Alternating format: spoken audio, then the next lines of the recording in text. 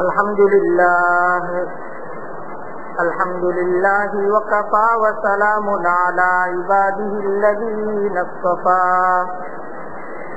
Amma ba'du fa a'udhu billahi minash shaitanir rajim. Bismillahir rahmanir rahim.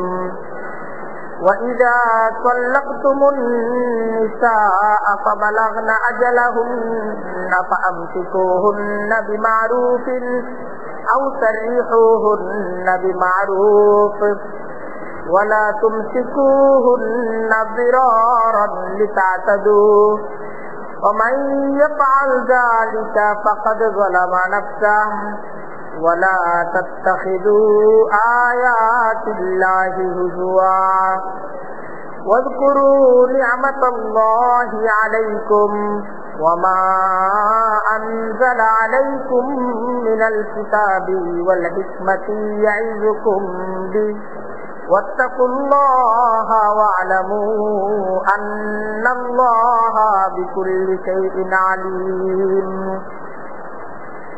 صدق الله العظيم وصدق رسوله النبي الكريم ونحن على ذلك من الشاهدين والشاكرين والحمد لله رب العالمين. سبحانك لا علم لنا إلا ما علمتنا إنك أنت العليم الحكيم. আল্লাহ তাআলার দরবারে লাখো কোটি শুকরিয়া যে কোরআনে কারীমের তালিমের মজলিসে তিনি আমাদেরকে একত্রিত হওয়ার তৌফিক দান করেছেন। দিল খুলে আল্লাহ তাআলার দরবারে শুকরিয়া আদায় করে বলি আলহামদুলিল্লাহ। সূরা বাকারার আজকে আমরা 231তম আয়াত থেকে আমাদের আলোচনা শুরু করব। ইতিপূর্বের আলোচনাটা মুসলমানদের পারিবারিক জীবন, শুধু পারিবারিক না, দাম্পত্য জীবনের বিভিন্ন প্রসঙ্গ নিয়ে ঠিক এই অধ্যায়ে আলোচনা চলতেছে।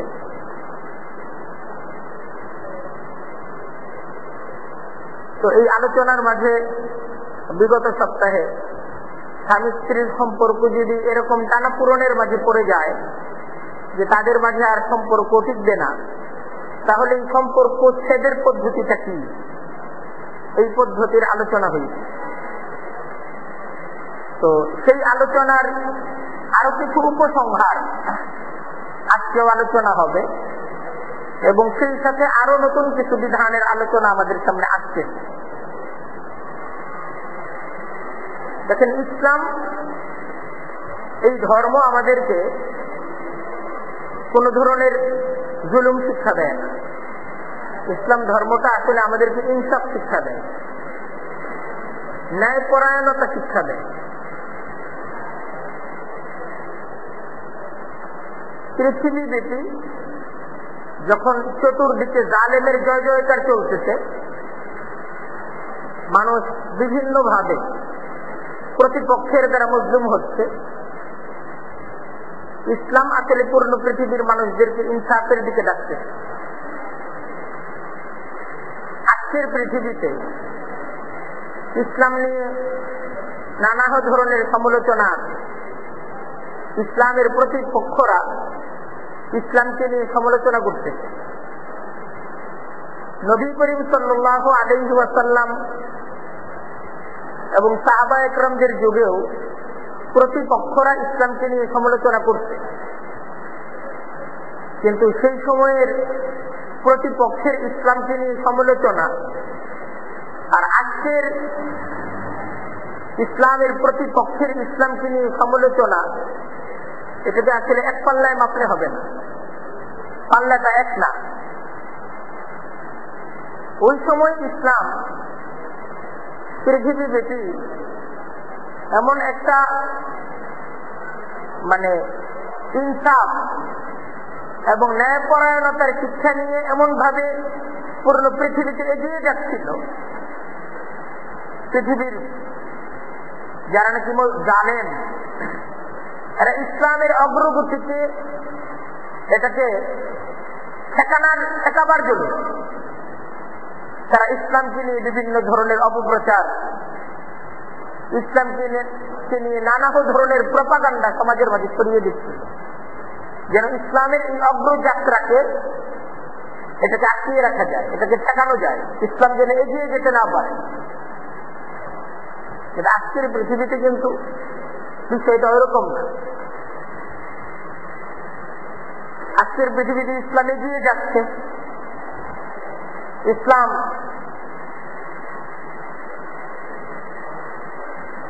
পৃথিবীতে বিজয়ী হচ্ছে।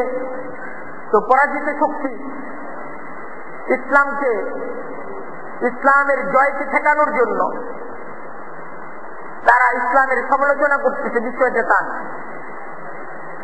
আসলে আজকে আমরা পৃথিবীর মুসলমান, আমরা যদি আজকে আমাদের নিজেদের দিকে তাকাই, আমাদেরকে নিয়ে কারা সমালোচনা করতেছে, তারা কারা,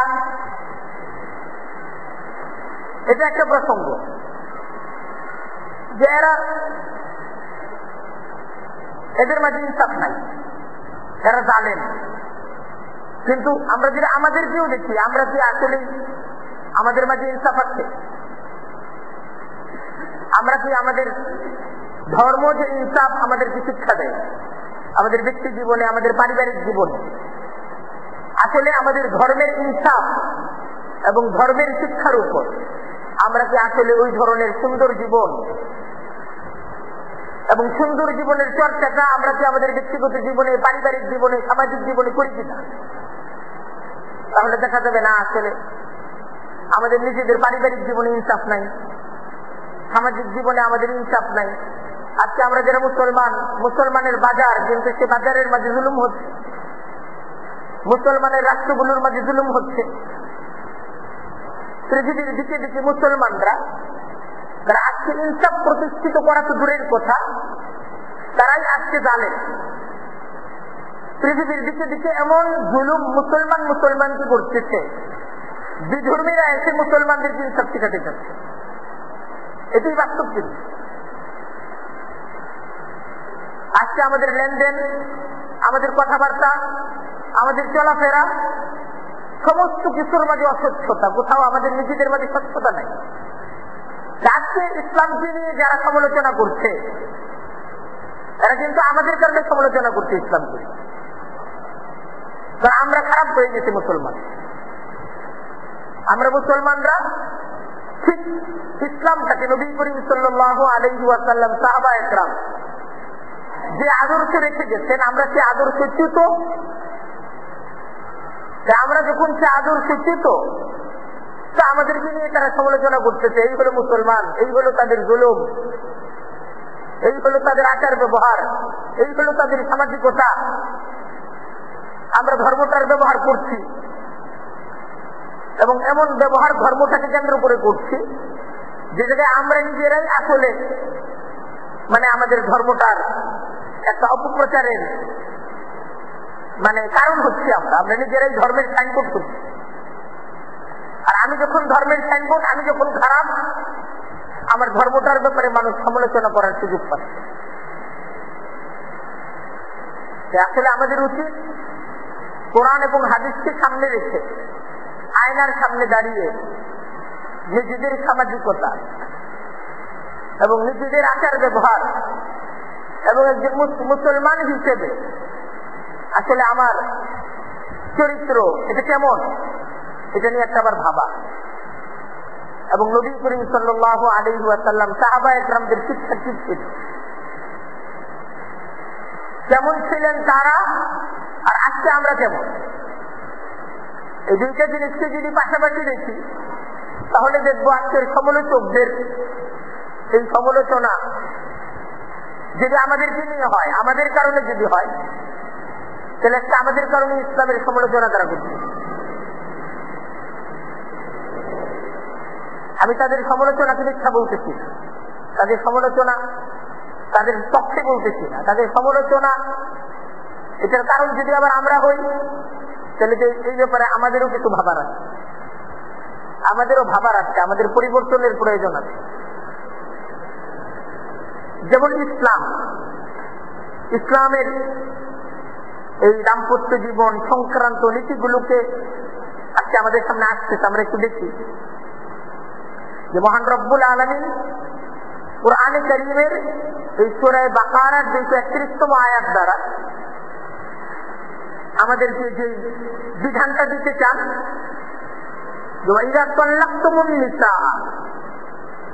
যে তোমরা যখন তোমাদের স্ত্রীদেরকে তালাক দিয়ে দেওয়ার সিদ্ধান্ত গ্রহণ করলে, যে তাদেরকে তালাক দিয়ে দিবে, এবং তালাক দিয়ে দিলে তোমরা স্ত্রী এই স্ত্রীর সাথে আমার আর দাম্পত্য জীবন চালিয়ে যাওয়া সম্ভব না।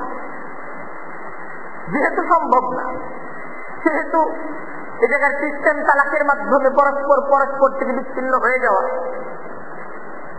কোরআন বলতেছে যে যখন তোমরা তোমাদের স্ত্রীদেরকে তালাক দিয়ে দিলে, অর্থাৎ তালাকের মাধ্যমে তোমরা পরস্পর বিচ্ছিন্ন হয়ে গেলে, তো তালাকের পরে ইসলাম একটা সুযোগ রেখেছে যে স্বামী যখন তার স্ত্রীকে তালাক দিবে, তো 3 ঋতু পর্যন্ত স্ত্রী ইজ্জত পালন করবে। 3 ঋতু পর্যন্ত স্ত্রী ইজ্জত পালন করবে। প্রথমবার যখন তালাক দিবে, দ্বিতীয়বার যখন তালাক দিবে, এই তালাকগুলোর পর একটা ইজ্জত আছে যে 3 মাস পর্যন্ত বা 3 ঋতু পর্যন্ত স্ত্রী ইজ্জতের মাঝে থাকবে। আর এই ইজ্জতের মাঝে স্বামী সে তালাক দেওয়ার পর যদি সে আবার ভাবে, তার সন্তানদের কথা চিন্তা করে, তার সামাজিকতা, তার পরিজনের মশওয়ারা, সকলের সাথে আলাপ আলোচনা করে সে যদি সিদ্ধান্ত গ্রহণ করতে চায় যে না, এই স্ত্রীর যে সমস্ত ভুলভ্রান্তি আছে, মানুষ মাত্রই তাদের মাঝে ভুলভ্রান্তি হয়, আমি তার সাথে আবার সংসার করতে তৈরি, এর সাথে সংসার করতে আমার বাধা নেই, যে ভুল ত্রুটি হয়েছে আমি তাকে মাফ করে দিলাম, আমারও ভুল ত্রুটি আছে। তো এই 3 ঋতুর মাঝে স্বামী সিদ্ধান্ত গ্রহণ করে সে তার স্ত্রীকে ফিরিয়ে আনতে পারে। এটা ইসলামের বিধান। 3 ঋতু 3 মাস বা তাদের 3 হায়াত হয়েছে, 3 হায়াত পর্যন্ত প্রায় 3 মাসই মনে করে। অনেক সময় এটা ঋতু হিসেবে বেশিও হয়, কমও হয়। এখন কথা হলো যে আল্লাহর এই বিধানটাকে নিয়ে আমরা যদি আবার তামাশায় লিপ্ত হই, যে আল্লাহর বিধান আছে তালাক দেওয়ার পর 3 মাস পর্যন্ত তারা ইজ্জতের মাঝে থাকবে, এর ভিতরে তুমি তাদেরকে ফিরিয়ে আনতে পারো, আবার ফিরিয়ে নিয়ে আনলে সে তার তালাক এটা পতিত হয়ে যাবে। 3 মাস পরে অন্য কোন স্বামীর সাথে বিবাহ বন্ধনে আবদ্ধ হতে পারবে, কোনো বাধা নেই। কিন্তু এই 3 ঋতুর যে ইজ্জত, এই ইজ্জতের মাঝে এই স্ত্রী অন্য কোন স্বামীর সাথে বিবাহ বন্ধনে আবদ্ধ হতে পারবে না। এটি ইসলামের কথা। এখন বলা হচ্ছে যে স্বামী, তুমি তোমার স্ত্রীকে 3 ঋতুর মাঝে ফিরিয়ে আনতে পারবে। দেখো, যখন তুমি এটা বুঝবে যে তার সাথে আসলে আমি সংসার করতে পারবো, কারণ তুমি তার সাথে যেহেতু সংসারিক জীবন 1 বছর হোক, 2 বছর হোক, 6 মাস হোক, তোমার এতদিনের সংসার, তার ব্যাপারে তুমি ভালো জানো, সিদ্ধান্তটা বুঝে শুনে নেও যে তার সাথে যদি আসলেই সংসার করতে পারো তাহলে তাকে ফিরিয়ে আনো। এজন্য তাকে ফিরিয়ে আনা উচিত না যে আবারও তাকে ফিরিয়ে আনলাম, আরো কিছুদিন তাকে কষ্ট দিন। ইসলাম বলতে তাকে কষ্ট দেওয়ার জন্য ফিরিয়ে আনা এটা তোমার জন্য জায়েজ হবে। তাকে যদি ফিরিয়ে আনতে চাও, সংসার করার নিয়তে তাকে ফিরিয়ে আনো। আরবের জাহিলি সমাজে এই সমস্ত প্রথাগুলি ছিল। স্বামী স্ত্রীকে তালাক দিয়ে দিত, তো তালাক দেওয়ার পর আবার 3 ঋতুর মাঝে আবার ফিরে আনো। তো ফিরিয়ে আনার পর, ফিরিয়ে যখন আনছে সে তখন এই স্বামীর স্ত্রী, এই স্ত্রী স্বামী যেহেতু তাকে তালাক দিচ্ছে না, অন্য কোথাও সে বিবাহ বন্ধনে আবদ্ধ হতে পারছে না, আবার স্বামীও তার স্ত্রীর যে হক আছে সবগুলো আদায় করতেছে।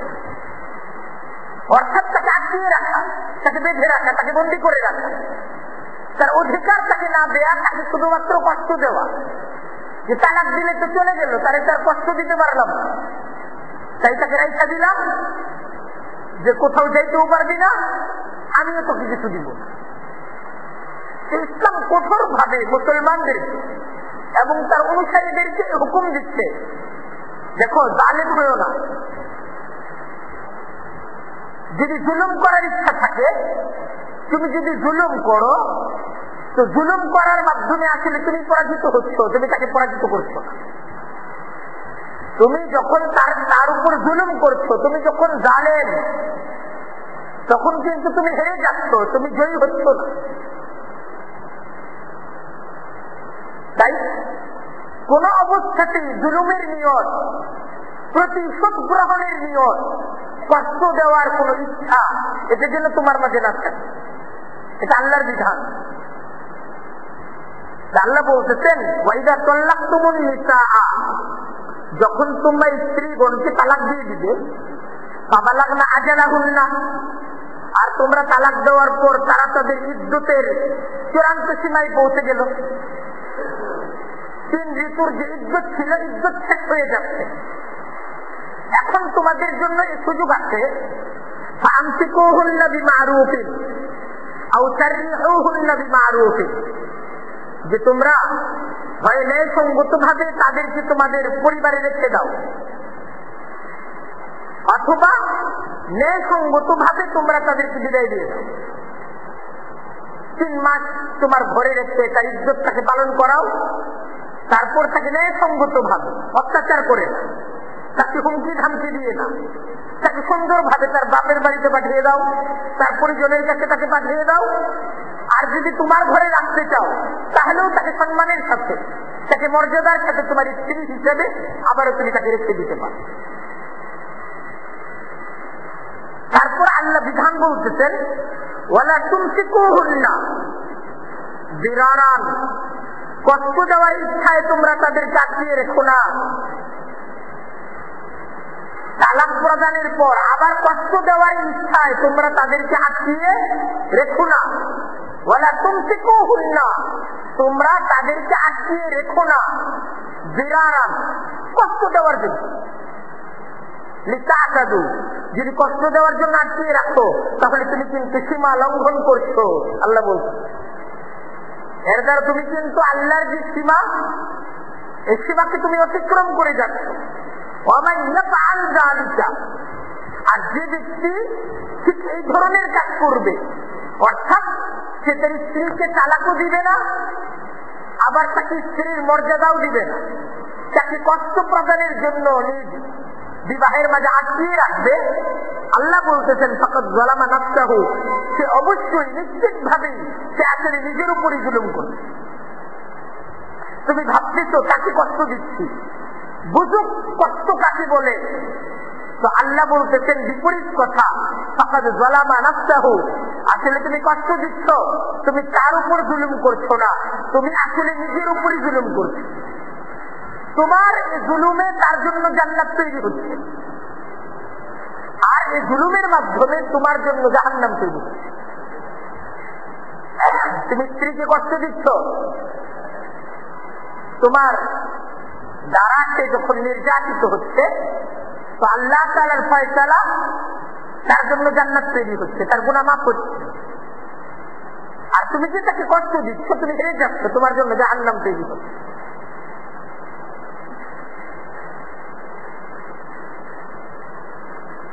কষ্ট করো, তুমি কষ্ট দিও না, এটা হচ্ছে ইসলামের শিক্ষা। আজকে এই ইসলামের শিক্ষা থেকে আজকে মুসলমান সমাজ এরা এই ইসলামটাকে কতটুকু ফলো করে, ইসলামের শিক্ষাগুলো কতটুকু জানার চেষ্টা করে।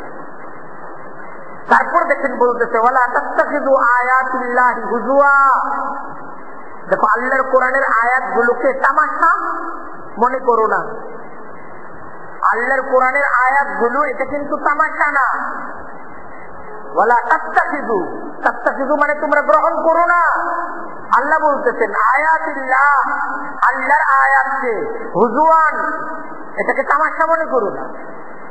আল্লাহর প্রত্যেকটা হুকুম চূড়ান্ত হুকুম, এটা মেনেই তোমাকে জান্নাতের পথে চলতে হবে। যখন তুমি মানতেছো তুমি জান্নাতের পথে চলতেছো, যখন আল্লাহর হুকুমকে লঙ্ঘন করতেছো তো তুমি জাহান্নামের পথে চলছো।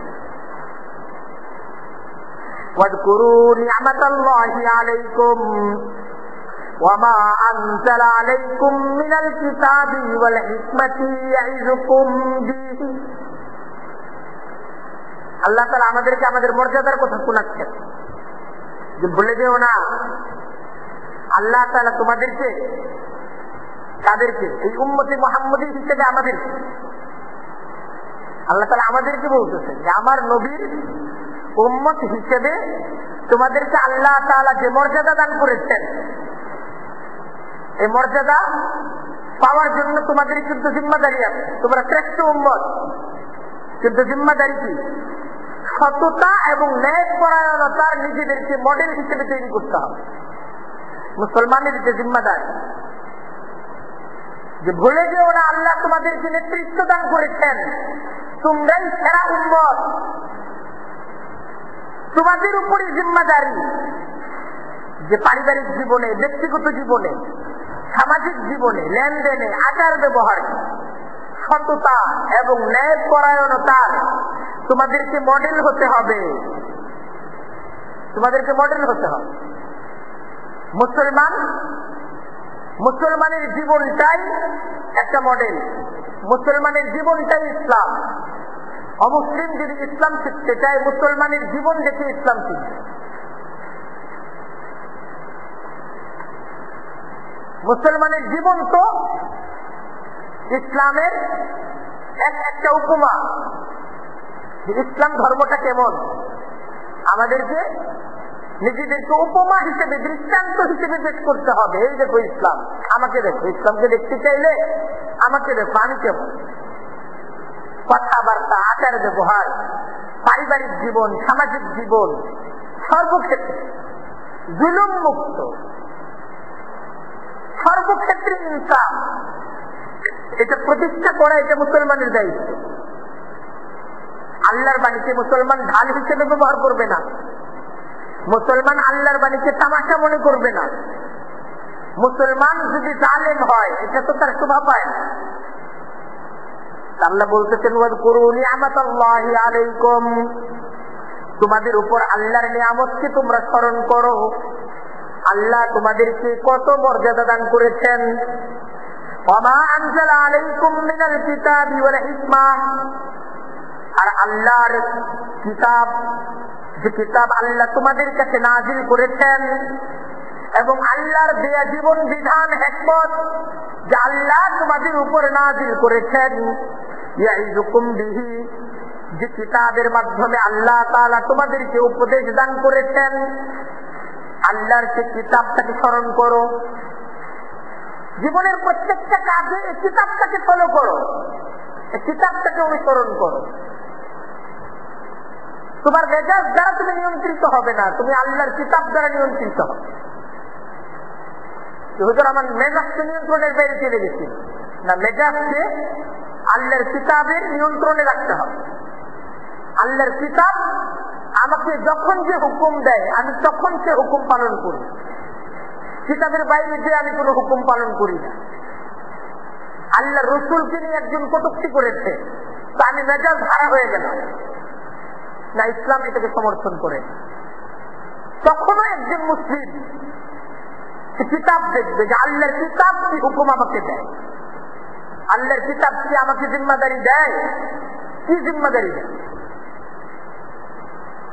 মুসলমান সর্বক্ষেত্রে সে নিয়ন্ত্রিত থাকে, কোন অবস্থায় মুসলমানের মেজাজ নষ্ট হবে না। কারণ মুসলমান আল্লাহ তাআলার হুকুমের বাইরে কোনো কিছু করতে পারে, নিজ সিদ্ধান্তে কিছু করতে পারে। মুসলমান আগে জানবে যে এই ক্ষেত্রে আল্লাহর সিদ্ধান্ত কি, কোরআনের সিদ্ধান্ত কি। কোরআন কি আমাকে কোনো সিদ্ধান্ত দেয় না দেয় না? যদি কোরআন কোনো সিদ্ধান্ত দেয়, মুসলমান সে সিদ্ধান্ত বাস্তবায়ন করবে, এক্ষেত্রে মুসলমান আপত্তি। কিন্তু যদি কোরআন তাকে কোনো সিদ্ধান্ত না দেয়, মুসলমান নিজে থেকে কোনো জিম্মাদারি পালন করতে পারে পারে মুসলমান পারে।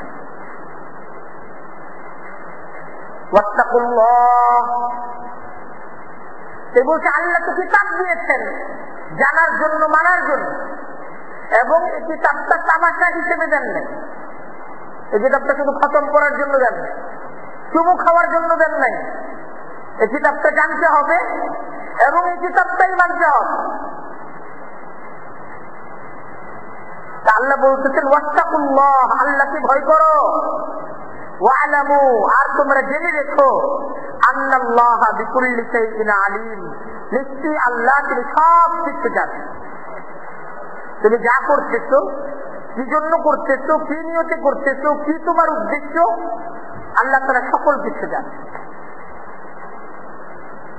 ওয়াইযা তাল্লাকতুমুন নিসাআ, আরেকটা বিধান আছে।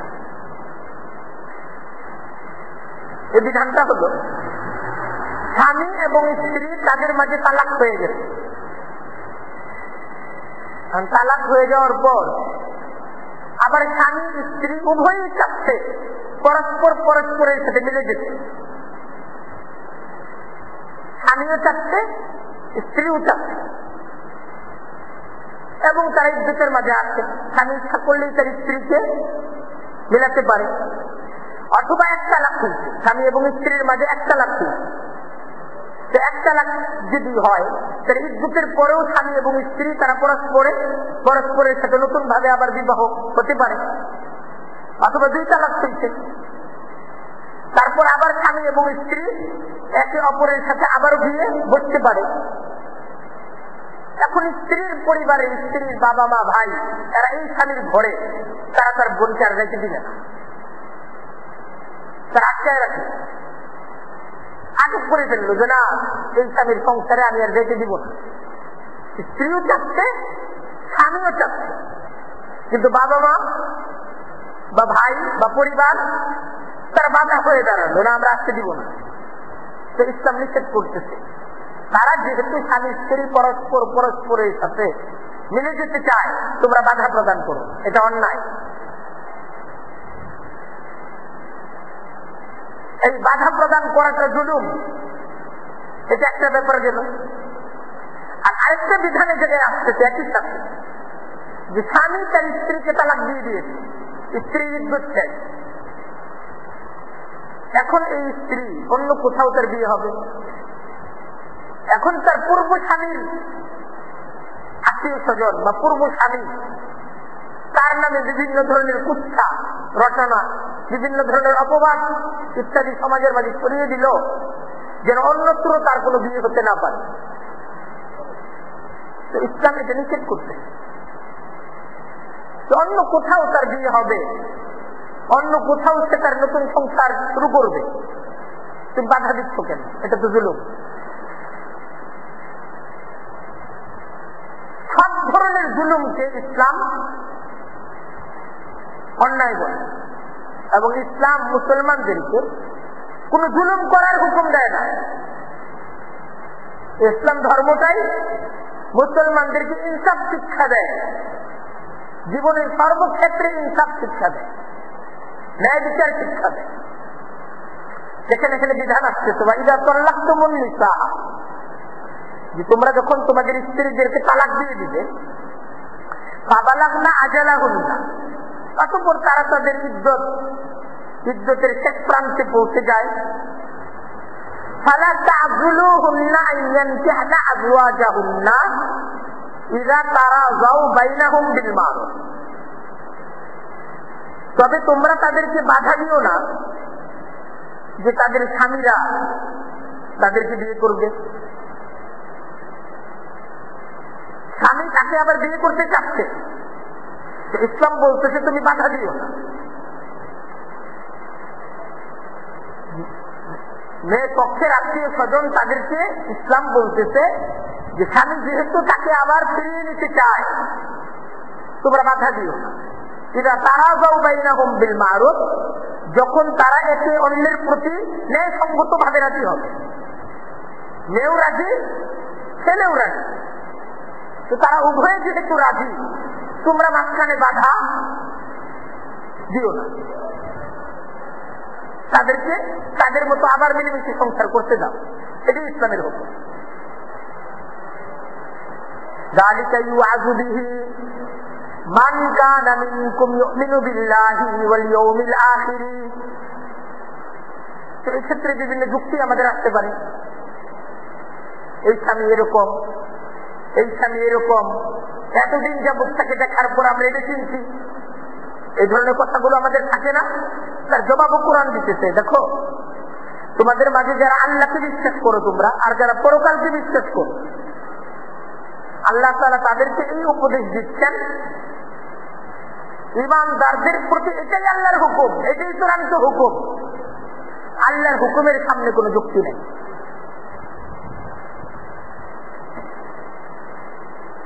তোমার দেখা এটা কত দূর, সিদ্ধান্ত দিচ্ছেন তো আল্লাহ, যে আল্লাহ ভবিষ্যৎ জানে।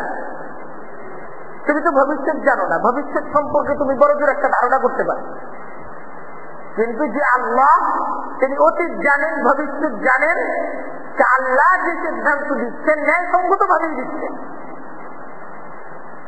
তাই তোমার জীবনের কোন ক্ষেত্রে যখন আল্লাহর হুকুম চলে আসবে, তখন তুমি যেহেতু আল্লাহর প্রতি ঈমান রাখো, তাই তোমাকে বুঝতে হবে আল্লাহর সিদ্ধান্তের উপর নিজের কোনো বিবেচনা নেই।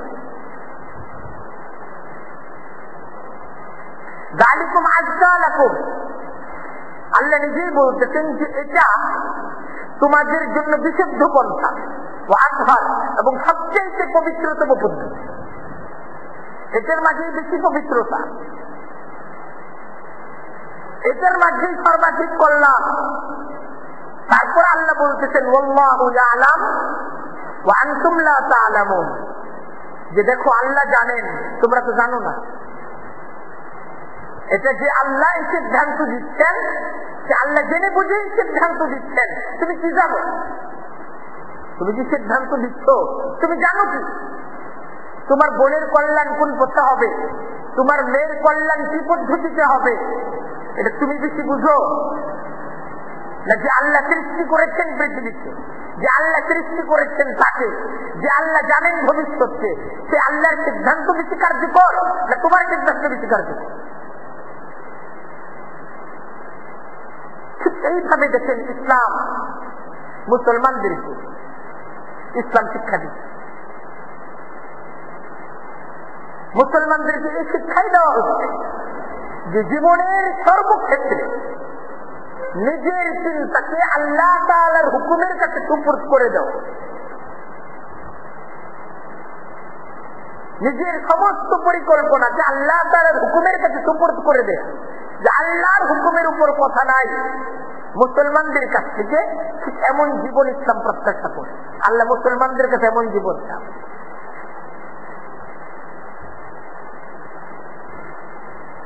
যে আল্লাহর বিধানই সবচেয়ে কার্যকর, সবচেয়ে কল্যাণকর আমার জন্য এবং সবার জন্য। আমি আমার ভালো বেশি বুঝি না, আমি তো আমার নিজের আগামীকালের কর্মসূচি জানি না।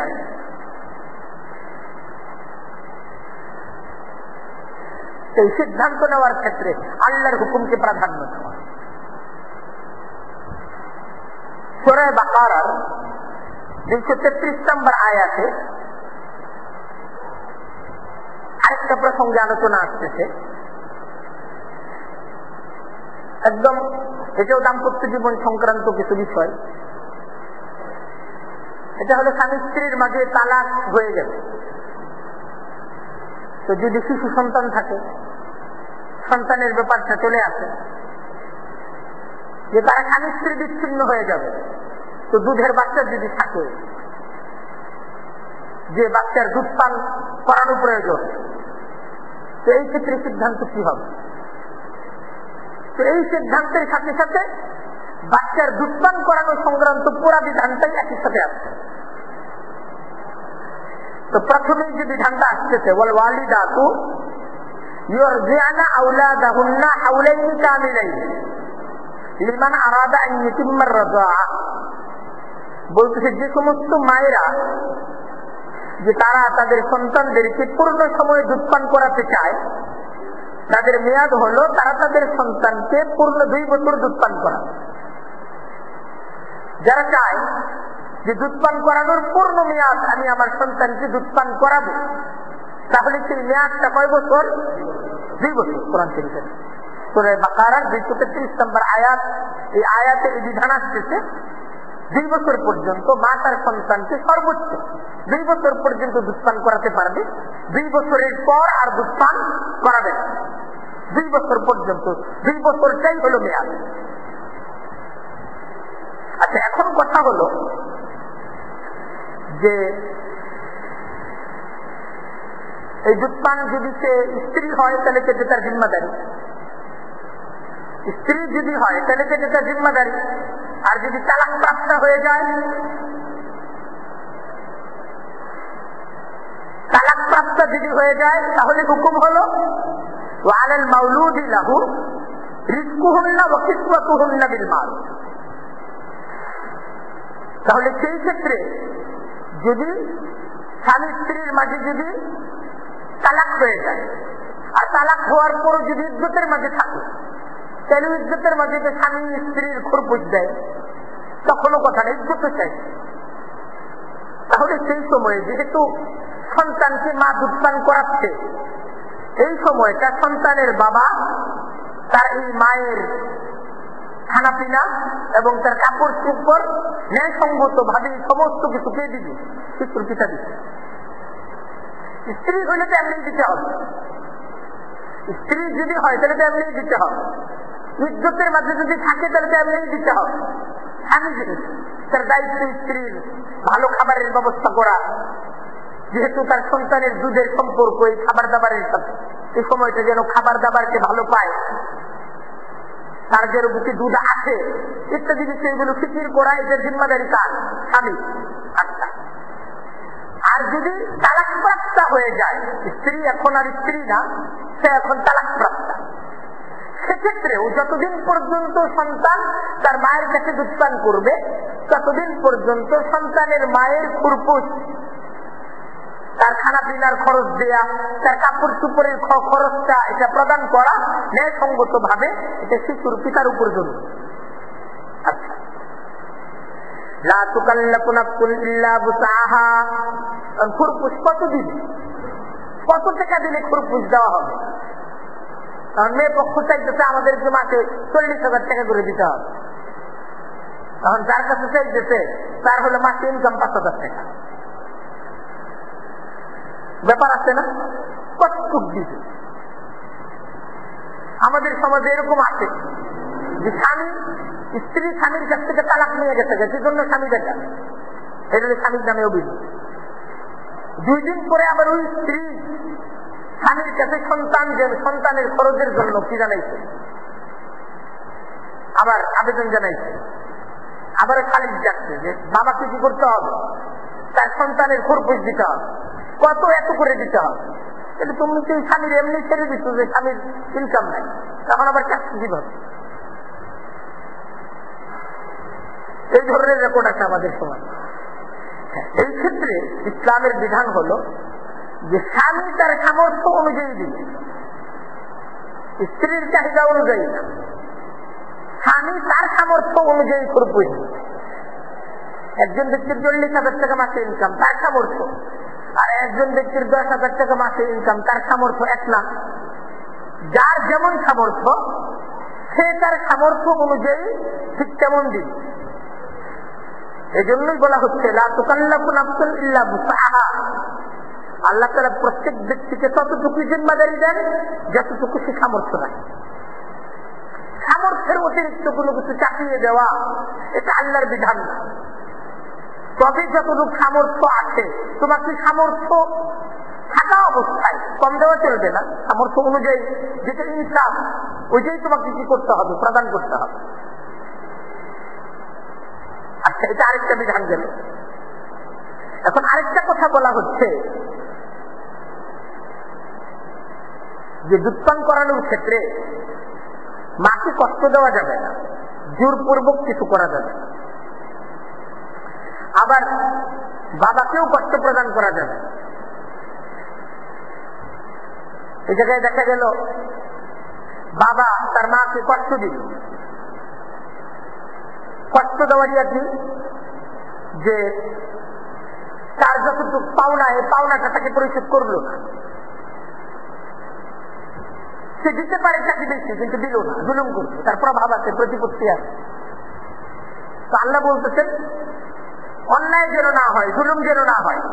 এটাই কিন্তু পূর্ণ আলোচনার কিন্তু সারাংশ, যেন জুলুম না হয়। এটাই কিন্তু পুরো আলোচনার শেষ কথাই। বলতেছে লা তুদাররা ওয়ালিদাতুন বিওয়ালাদিহা, সন্তানের কারণে মাকে কষ্ট দেওয়া যাবে না, মাকে চাপিয়ে দেওয়া যাবে না। দুধ পান তোমাকে করাতেই হবে, এটা মার উপর চাপিয়ে দেওয়া যাবে না। মা যদি করাতে না চায় তাহলে বাবা অন্য কোথাও ব্যবস্থা করবে, চাপিয়ে দেওয়া যাবে। ওয়ালা মাউলুদুন লাহু বিওয়ালাদিহি, আর সন্তানের কারণে পিতাকেও কষ্ট দেওয়া যাবে। মেয়ে পক্ষ স্বামীর উপর অনেক কিছু চাপাইয়া দিবে, যে এত টাকা জরিমানা দিতে হবে সন্তানের জন্য। সন্তানদের দুধ পান আমরাই করাবো, আমরা বাবার কাছে সন্তান দিব না, আবার বাবাকে মাসে মাসে এত টাকা সন্তানের ভরণ পোষণ বাবদ দিতে হবে। বলা হচ্ছে জুলুম যেন কোন পক্ষ থেকে না হয়। ইসলাম উভয় পক্ষকে সতর্ক করছে। সন্তান নিয়ে তুমি মা, তুমিও সন্তানের বাবাকে যদি কষ্ট দাও জুলুম হবে। আবার সন্তান নিয়ে কারাকারি করতে যে বাবা তুমি যদি মাকে কষ্ট দাও, এটাও কিন্তু জুলুম হবে। ইসলাম প্রত্যেক জালেমকে সতর্ক করতেছে, সাবধান, জুলুম যেন না হয়, জুলুম যেন না হয়। এখন আরেকটা বিধান আসছে, সন্তানের বাবাই যদি না থাকে, সন্তানের বাবা নাই, বাবা ইন্তেকাল করছে, বাবা মারা গেছে। এখন এই সন্তানের মা, বাবা মারা গেলে, স্বামী মারা গেলে মেয়েদের একটা ইজ্জত আছে 4 মাস 10 দিন। এই ইজ্জতের পর মা তো অন্য কোথাও বিবাহ করতে পারে, তাহলে এই সন্তানের দুধ পান করানোর জিম্মাদারিটা কে নিবে? মা নিবে? ইসলাম বলতেছে না, মায়ের উপর এটা আসবে, এটা ওয়ারিসদের উপর আসবে। ওয়ারিস কারা? যে এই সন্তান এই মুহূর্তে বাবা যেহেতু তার নাই, সেটা সম্পদের মালিক। সম্পদের মালিক, সম্পদ থাকলে মালিক, না থাকলে নাই। কিন্তু এই সন্তানের যদি এই মুহূর্তে মৃত্যু হয়, তাহলে তার মিরাজ কেউ না কেউ পাবে, তো তার সম্পদটা কেউ না কেউ পাবে না।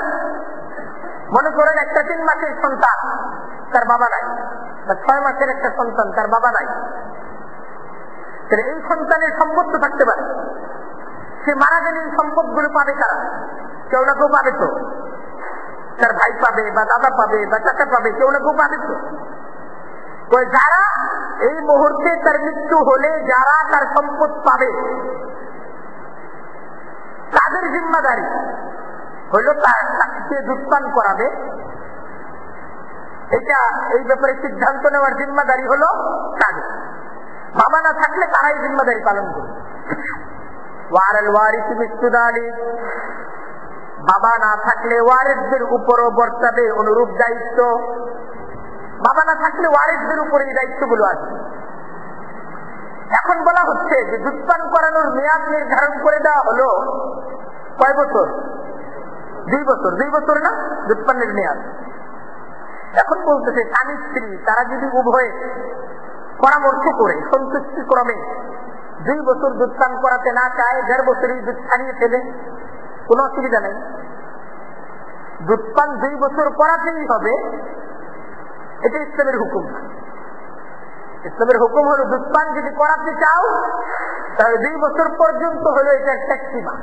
2 বছরের পরে আর দুধ পান করানো যাবে না। তবে যদি 2 বছরের আগে দুধ ছাড়িয়ে ফেলে, তাকে বাহিরের খাবার খাওয়ানো শুরু করে, তাতে কোনো বাধা নেই। فإن أرادا فصالا عن تراض منهما وتشاور, তবে যদি পিতামাতা উভয়ে পরামর্শক্রমে এবং সম্মতিতে দুধ ছাড়াতে চায়, সন্তানকে আগে দুধ ছাড়াবে, বাহিরের খাবার খাওয়াবে, ফালা জুনাহা আলাইহিমা, তবে তাদের উপর কোনো অভিযোগ নেই, এতে কোনো সমস্যা নেই। তবে 2 বছরের পরে আর দুধ পান করানো যাবে না, এটা নিষেধ। আবার এটাও বলতেছে ওয়াইন আরাদতুম আন তাস্তারজিউ আওলাদাকুম, আর যদি তোমরা চাও তোমাদের সন্তানদেরকে ধাত্রীর কাছে দুধ পান করাতে, অন্য কোন মহিলার কাছে দুধ পান করাবা, মা তাকে দুধ পান করাবে না, ফালা জুনাহা আলাইকুম, এতেও তোমাদের উপর কোনো অভিযোগ নেই। সন্তান জন্ম দিতে মায়ের দুধ পান করাতে হবে, ইসলামকে জরুরি করে, তবে তাকে দুধ পান করানোর জন্য অন্য কোনো ধাত্রী রাখতে হবে, অন্য কারো কাছে তাকে দুধ পান। আল্লাহ রাসূল সাল্লাল্লাহু আলাইহি ওয়াসাল্লাম উনিও ওনার দুধ মা, হযরত হালিমার নাম আমরা জানি, ওনার কাছে দুধ পান করতে, তো অন্য কারো কাছেও সে দুধ পান করতে পারে। মা কোনো কারণে কোথাও জবে গেল বা কোথাও বেড়াতে গেল, কোনো জায়গায় কোনো কিছু দেখতে গেল, তো সন্তানকে অন্য কেউ দুধ পান করাবে, এটার সুযোগ ইসলামে আছে। তবে যিনি দুধ পান করাবেন উনি তার দুধ মায় পরিণত হবে এবং তার যারা সন্তান এরা তার দুধ ভাই বোনে পরিণত হবে। এবং ইসলামে দুধ ভাই বোন এরাও আপন ভাই বোনদের মতোই, তাদের সাথে বিবাহ হারাম এবং তাদের সাথে দেখা সাক্ষাৎ কি আছে যায় না। আমার কথাটা বুঝে আসছে? দেখা সাক্ষাৎ যায় আপন ভাই বোনের মতোই, আবার পরস্পরে বিবাহ কি হারাম, এটা খেয়াল রাখাতে। আমাদের আলিম ওলামাদের মাঝে এই ধরনের অনেকে করে রাখে, যেহেতু পর্দা পশিদার ব্যাপার, এক পরিবার, তো চাচাতো ভাই বোন, চাকরির কাছে দুধ পান করানোর দ্বারা চাচাতো ভাই বোন আর দুধ ভাই বোন হয়ে যায়, তখন আর পরস্পরে কি থাকে না, পর্দাও থাকে না, আবার বিবাহ শাদীও কি হয়ে যায়, হারাম হয়ে যায়। এ সমস্ত মানে এটা করা যেতে পারে, এটার সুযোগ ইসলামে কি আছে।